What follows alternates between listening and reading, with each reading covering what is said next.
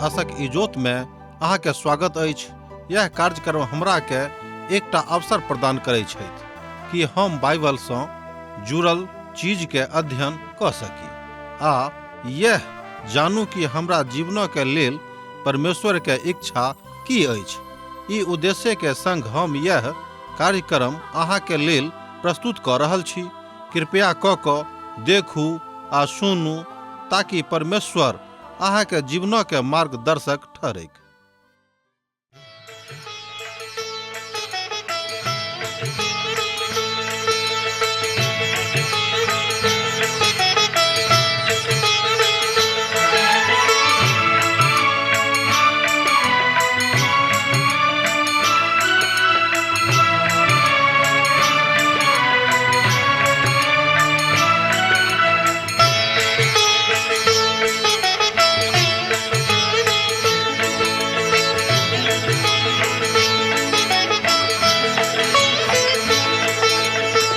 हे परमेश्वर हे यीशु राजा, विनती हमर स्वीकार करू। हे परमेश्वर हे यीशु राजा, विनती हमर स्वीकार करू। आदि में वचन छलहुँ, वचनक संग छलहुँ। आदि में वचन छलहुँ, वचनक संग छलहुँ। वचन सँ सब किछ आहि बनैलहुँ। वचन सँ हमरा उद्धार करू। हे परमेश्वर हे यीशु राजा, विनती हमर स्वीकार करू। हे परमेश्वर। आशा के इजोत मैथिली कार्यक्रम में हम एक बेर और अहाँक अभिनंदन प्रभु यीशु मसीह के मीठ आ पवित्र नाम से कह रहल छी। आजुक दिन हमरा सब जकरिया पोथी तकर दोसर अध्याय के 6 पद से ल क 13 पद देखब। तहन आजुक अध्ययनक आरंभ हमरा सब एहि अध्याय के 6 पदक पढ़ क आरंभ करब। जे बंधुआई में गेल छलाह, लोक कहबाक लेल जे हकार छल, यहोवा की वाणी अछि, देखियोक आ सुनियोक, उत्तरक देश में भाग जाऊ, कियाक तो हम अहाँक सरंगक चारू बियारक समान तितर बितर कैलहुँ हैं। जकरिया पोथी तकर दोसर अध्याय तकर 6 पद में हमरा लोकनि एहि बातक एहि दर्शनक देखै छी। देखियोक आर सुनियोक, ओ सुनबाक लेल आह्वान क रहल छलाह। एकटा ओ त बहुत भ जाइत अछि, मुदा जहन ही 2 बेर भ जाइत अछि, अर्थात 2 बेर एहिठाम हो, एकर अर्थ भेल जे हुनका सभक किछु महत्वपूर्ण बातक बता रहल छथि और एहि परिप्रेक्ष्य में एकटा चेतौनी अछि। एहि सन्मुख में आबि जाऊ और उत्तर देशक दिस भाग जाऊ। एहिठाम एहि पद में एहि बातक बेबीलोनक दिस इशारा कयल गेल अछि। एना त ई वास्तव में फलिस्तीनी के दक्षिणी पूर्व देश में अवस्थित छल और ई उत्तर दिशाक भूमि कहाबैत अछि, कियाक त ओहि देश में अर्थात वही दिशा में द क सेन घुसपैठ अर्थात सेना के घुसपैठ कैत छलक और ओही द क सेना यरूशलेम में प्रवेश केने छल। एहि बातक हमरा लोकनि पवित्र पोथी में एहिठाम देखै छी। आर जाय भूमि द क सेना यरूशलेम में घुसपैठ करैत छल और ओ भूमि उपजा वाला भूमि कहबैत छल। ओ सब यरूशलेम में उत्तर दिशा से प्रवेश केने छलाह, कियाक त हम अहाँक सरंगक चारू बियारक जकाँ तितर बितर क देब। परमेश्वरक वचनक हमरा लोकनि एहिठाम देखलहुँ हैं। परमेश्वर यहोवाक ई वचन छनि। एना त इतिहासक ई बताबैत अछि, अर्थात एना त ऐतिहासिक बखान एहि बातक कहैत अछि कि बेबीलोन के एहि भविष्यवाणी के बरख बाद अर्थात 2 बरख बाद खस गेलिक और अंतिम पूरा भेनाय आखिरी दिनक दिन होइत अछि, जहन परमेश्वर हुनका सभक संपूर्ण विश्व में तितर बितर क देने छलखिन और वो तितर बितर हुनका सब गोटे के क देता। हे बेबीलोन वाली जाति के सरंग अर्थात रह वाली सेना के दिस बच कर निकल भागू। जकरिया पोथी तकर 2 अध्याय तकर 7 पद में हमरा लोग ए बातक देखे छी। जो अहाँ लग पवित्र बाइबिल अछि भाई बहिन हमर बंधु तो अहाँ देखियो तकरा सत्यापित करियो। एकर अर्थ अछि कि बेबीलोन से भाग जाओ, मुदा कियाक त बेबीलोन खस जा रहल छलेक और परमेश्वर बेबीलोनो के खसाब जा रहल छलाह। हमरा कने पुनः ओहि 2टा सिंहक दर्शनक विषय में किछ बाजे दिया और कमारक विषय में सेहो बाजे दिया। प्रथम जन्मल त बेबीलोन छल और अब लोहार जे मीडिया पर्सिया के प्रतिनिधित्व करैत अछि ओ आबि रहल अछि और बेबीलोनो के पहाड़ी के नष्ट क देतेक। मुदा मीडिया पर्सिया एकटा महान शक्ति के रूप में अर्थात महाशक्ति के रूप में उभर के सन्मुख में आबि रहल अछि जे एकटा आन सिंहक दर्शनक प्रतिनिधित्व करैत अछि। तहन ओ ईश्वरक लोकक सतोतैत आते परमेश्वर ओहि देशक अर्थात ओहि देशक दृश्य से हटा देतेन। हमरा लोग देखे छी कि ओहि देश के पिता परमेश्वर दृश्य से हटा दिलेन और एकटा लोहारक आनि के और ओ लोहार होइत छथि के त ग्रीस जे आजुक युग में छथि और ग्रीस सेहो एकटा घमंडी राष्ट्र भ जेतेक। तकरा बाद ओ एकटा प्रशासकक अंदर में बाँटल राजा के परिदृश्य में अयताह। ओ राजा आ प्रशासक होता सिकंदर महान और ए अवस्था में इजरायली सब बड़ खराब रीति से प्रताड़ित कैल जेता। तकरा बाद पुनः परमेश्वर और एकटा लोहारक उदित करता आ ओ होइत रोम और वो ग्रीसक राज शक्ति के नीचा क देतेन। और जहन रोमी साम्राज्य एकटा महान शक्ति बन जेते के तहन ओ लोहार कत छथि जे साम्राज्यक प्रतिनिधित्व करे छथि तिनका ओ काट क नीचा क देतेन। एकटा प्रश्न चिन्ह अछि। इतिहास बताबैत जे महान रोमी साम्राज्यक सेहो नष्ट कैल जेतेक। मुदा भविष्यवाणी कहते जे अंतिम दिन में पुनः वो जौर कैल जेता और तहन हुनका नीचा प्रभु यीशु मसीह क देथिन। प्रभु यीशु मसीह तहन स्वर्ग से औतैत और नासरतक कमार छथि और वो नपना वाला मनुख सेहो वह थिकाहा अर्थात मसीह विरोधी के नीचा वो क देतेन। तकरा बाद मसीह स्वयं ए धरती पर अपन राजा का स्थापनार्थ औतैत और अपन राजा का स्थापना करता है। ए तस्वीरों का दर्शन में दिखावल गेल अछि और उही ए बातक महत्व के और बेसी बढ़ा देते अछि। हमरा लोग ए दर्शनों के ठाम देख रहल छी।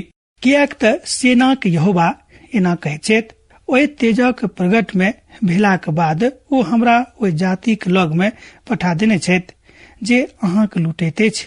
कियाक त जे अहाँ के छुएत अछि ओ हमर आँखि के पुतली के छुएत छथि।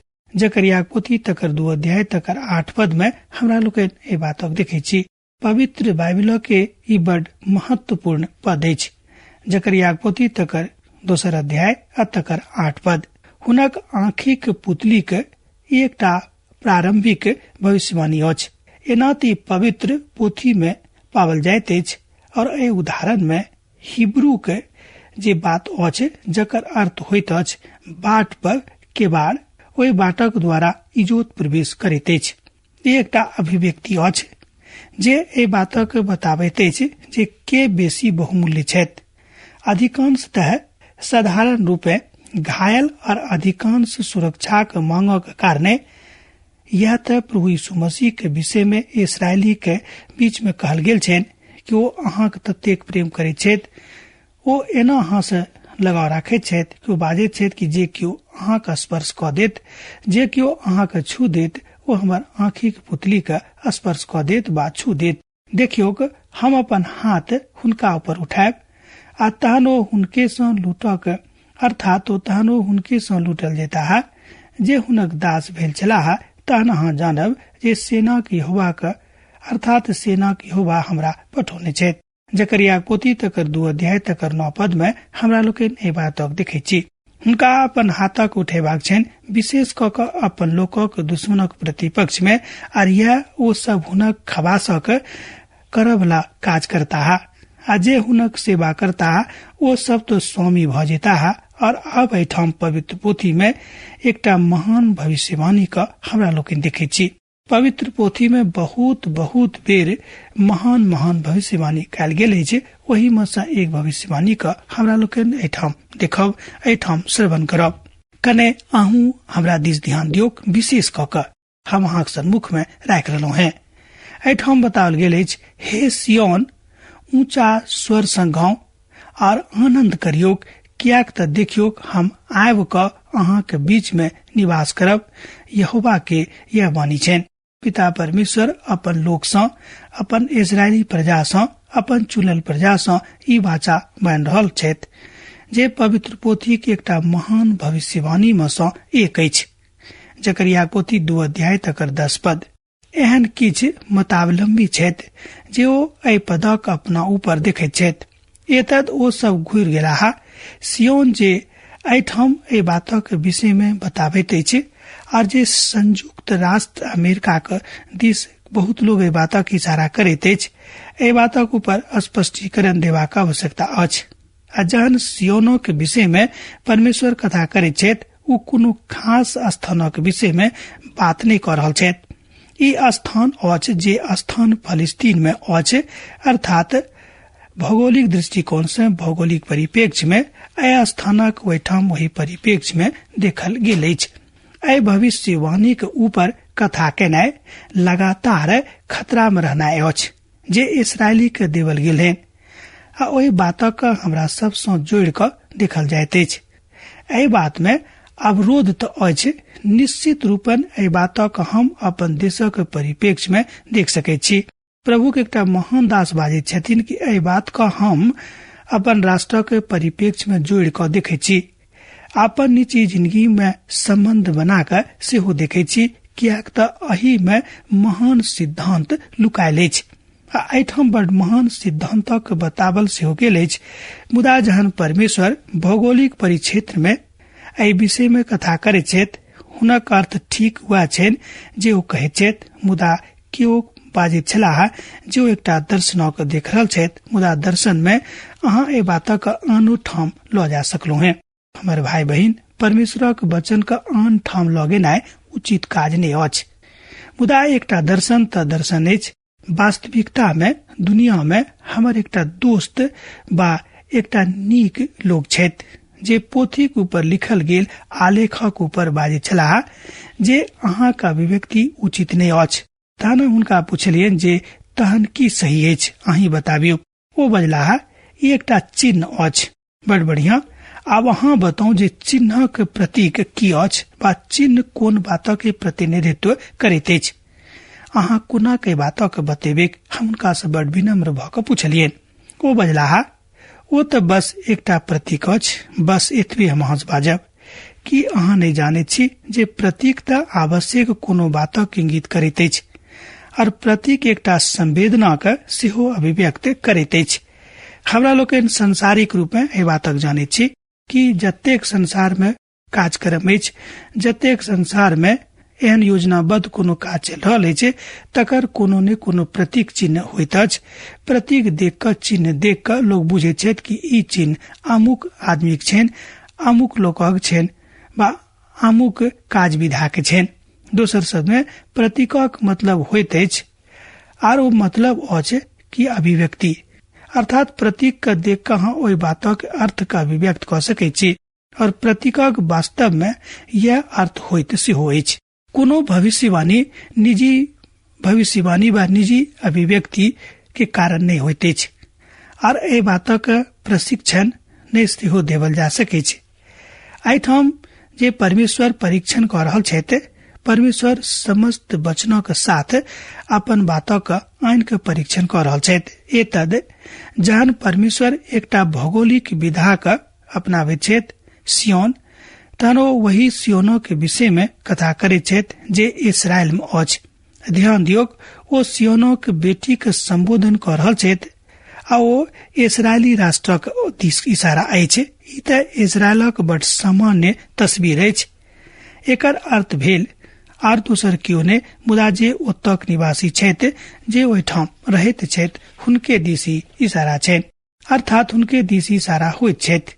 लिअ हम आबि गेलहुँ हैं, और अब हम अहींक लग में बा अहीं के बीच में रहब परमेश्वर यहोवा कहै छथि। परमेश्वर ए बातक अक्षर सह बाजि रहल छथि। ओ ए धरती पर अर्थात ए धरती पर के ओ स्थान पर आबे की इच्छा राखे छथि जे स्थान सियोन कहाबैत अछि। और किछ खास समूहक लोग ओहि ठाम रहता है। इजराइल सियोनक बेटी अछि। ध्यान दियो कि इजराइल सियोनक बेटी अछि। ओहि काल में बहुते जाति सब यहोवा से मिल जायत और हमर प्रजा बन जेती और हम अहाँ के बीच में वास करब और अहाँ के जान लेब अर्थात अहाँ जान लेब जे सेना के यहोवा हमरा लग में पठा देने छथि और यहोवा यहूदा के पवित्र देश में अपन भागवक लेता है और यरूशलेम का अपना ठहरौते। जकरिया पोथी 2 अध्याय तकर 11 पद और 12 पद ए बातक कहते छ। जो हाँक लग पवित्र बाइबिल अछि तन अहूँ पढ़ के बातक सत्यापन कर सकलो है। और ओहि काल में बहुते देश परमेश्वरक संगे जुट जायत। ध्यान दियो खाली इजराइलेटा ने मुदा संसारक और बहुते राष्ट्र ओहि काल में मसीह में आबि जेते जे परमेश्वरक संगे जुड़ जेता है। वो सब विश्वास में और आत्मिक अनुभव में एक ठाम जुट कर परमेश्वर के सन्मुख में ठाड़ रहता और परमेश्वर यहूदा के ऊपर राज करता है। बहुत राष्ट्र के मसीह में आबे के अर्थ ई नहीं अछि जे परमेश्वर के बाचा आ भविष्यवाणी पूरा नहीं होइत। जकरिया अपन लोकक पुनः याद दिया रहल छथि। ई त परमेश्वर के भाग आर हुनक प्रक्षेत्र छनि। परमेश्वर कहे छे जे हुनक इच्छा ई छेन जे वो यहूदा के ऊपर अपन अधिपत्य चाहे छे। सोच गप में परमेश्वर ई चाहे छे कि यहूदा के ऊपर हुनक अधिपत्य कायम रहेन, कियाक तो बड़ वही प्रदेश से वही जगह से प्रीति राखे छथिन। हुनक प्रक्षेत्र त पवित्र भूमि अछि। ई त बाइबिल में प्रथम बेर बाजल गेल अछि जतऽ पवित्र भूमि वाला प्रक्रिया का अर्थात शब्दों का स्वीकार कयल गेल अछि। मुदा आजुक काल में ई पवित्र भूमि नहीं अछि। कने ध्यान दियौ, मुदा आजुक काल में ई त पवित्र भूमि नहीं अछि।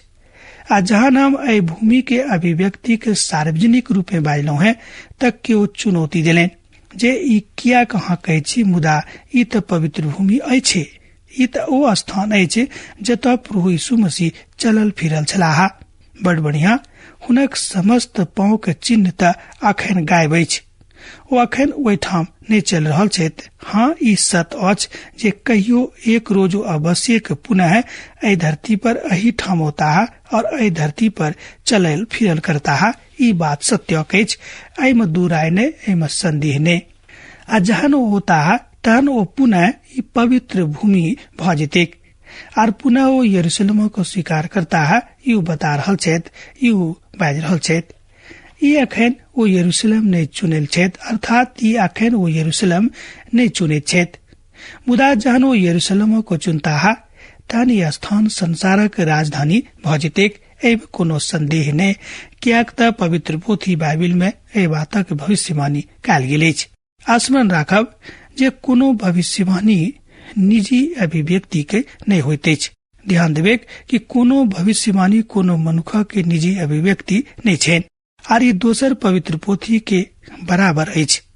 एतद हमरा ओहि बराबरी के पदक लग हमरा अहाँक लग अनबाक अछि, कियाक त अहाँक एहि बातक सिखबाक अछि। ई पद त यशाया के पोथी में मिलैत अछि। यशाया के पोथी तकर 2 अध्याय तकर 2 पद से ल क 4 पद में अहाँ ए बातक देख सकलो हैं। ए बातक पढ़ कर सत्यापित क सकलो हैं। अहाँ एठाम एहि तरह ए बातक देख सकै छी कि अंतक दिन में एहन होइत जे यहोवाक भवनक पहाड़ सब पहाड़क ऊपर दृढ़ कयल जायत और समस्त पहाड़ी से बेसी ऊंच कयल जायत और हर जाति के लोग धारा के समान हुनका दिस चलेता है। बहुते राष्ट्रक लोग ऐता है और अपना में बजता, अहाँ हम आओ हमरा सब यहोवा के पहाड़ पर चढ़ कर याकूबा के परमेश्वर के भवन में जाओ। तहन वो हमरा अपन बाट द कर देखौता है और हमरा सब हुनक बाट द कर चलब। कियाक त यहोवा के व्यवस्था सियोन से और हुनक वचन यरूशलेम से निकसतेक। ए बातक हमरा लोकन यशायाह पोथी तकर 2 अध्याय 2 पद आ 3 पद में देखे छी। एठाम दोसर पदक आखिरी प्रभाग में बतावल गेल अछि कि ओहि काल में समस्त राष्ट्रक लोग, हर जातक लोग धाराक समान यहोवाक दिस फिरताहा, यहोवाक दिस चलल एताहा। ए बातक भविष्यवाणी एठाम पवित्र पोथी बाइबिल में कयल गेल अछि, जे अखन धरि पूर्ण नहि भेल अछि, मुदा भविष्य में पूरा होमय वला अछि। और ई सबटा बात सहस्राब्दी के दिनक दिस इशारा करैत अछि। एठाम पवित्र पोथी के एकटा महान विद्वान बड़ स्पष्टता के साथ ए बातक बता रहल छथि कि आर ई सबटा बात सहस्राब्दी के दिनक दिस इशारा करैत अछि। एठाम देखियो पद का, हे समस्त प्राणी लोकन यहोवा के सन्मुख में चुप रहू, कियाक त ओ आगक अपन पवित्र निवास स्थान से निकसल छथि। जकरिया पोथी तकर 2 अध्याय तकर 13 पद में हमरा लोकन ए बातक देखे छी। ओहि काल में ओ समस्त धरती के लोक चुप रहता। आजुक दिन में हमरा सब बजबाक आजादी के विषय में सुने छी, मुदा ओहि अद्भुत भविष्यवाणी के दिन में शांति आ चुपचाप रहबाक आजादी अछि। कियाक कारण ओहि काल में परमेश्वर अपन पवित्र मंदिर में रहता। ई पोथी के हुनक दृश्य अर्थात दिखाई पड़े वाला दर्शनक ऊपर बाजल गेल अछि, अर्थात पवित्र पोथी बाइबिल में एहि दर्शनक बड़ स्पष्टता के साथ बतावल गेल अछि। हमरा लोकन एहि दर्शन के बड़ स्पष्टता के साथ देखे छी। सहस्राब्दी के काल में एहि धरती पर हुनक दृश्य उपस्थिति के विषय में कहैत अछि। भविष्यक आशा के दिस जकरिया के दिन में एहि कालक विषय में बताल गेल अछि, जे लोक आशा और उत्साह के कारण बनल छल, अर्थात ई आशा और उत्साह के कारण ओहि कालक लोकक लेल छलनि। हम सोचे छी जे ई छल और ई बात आजुक दिन में हमरा सभक लेल उत्साह के कारण अछि। परमेश्वरक लग में हमरा सभक लेल योजना और उद्देश्य अछि।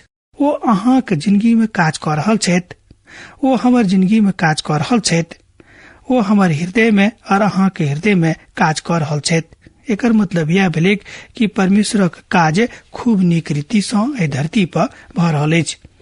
ओ अहाँके हृदय में बा हमर हृदय में बड़ नीक सँ काज कर रहल छथि। बड़ नीक रहत जँ अहाँ बा हम हुनका संगे चलैत रहब आर ओहि द क चलब जे ठीक आ उचित अछि।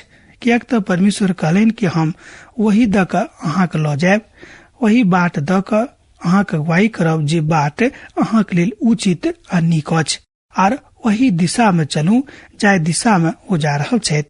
कियाक त परमेश्वर चाहे छथिन कि अहाँके संगे बनल रही। अब आजुक अध्ययन अहाँ हमरा एही ठाम समाप्त करबाक आज्ञा दिया। दोसर दिन दोसर कार्यक्रम में पुनः अहाँ से भेंट होइत। यीशुक नेह अहाँके जिंदगी में बनल रहे। आमीन। हमर विश्वास अछि कि ई कार्यक्रम अहाँके लेल लाभदायक सिद्ध अछि। हम चाहै छी कि अहाँ अपन आशीषके हमरा संग साझा करू। जँ अहाँ के नजीक बाइबल सँ आ जीवन सँ संबंधित कोनो प्रकार के प्रश्न भ सकै अछि तऽ अपन समस्या के लेल प्रार्थना करबा के लेल जँ चाहै छी तऽ हमरा फोन नंबर पर जरूर संपर्क कऽ सकै छी। परमेश्वर अहाँ सब के लेल एकटा सुंदर, सुखद, आनंदित दिन प्रदान करैक।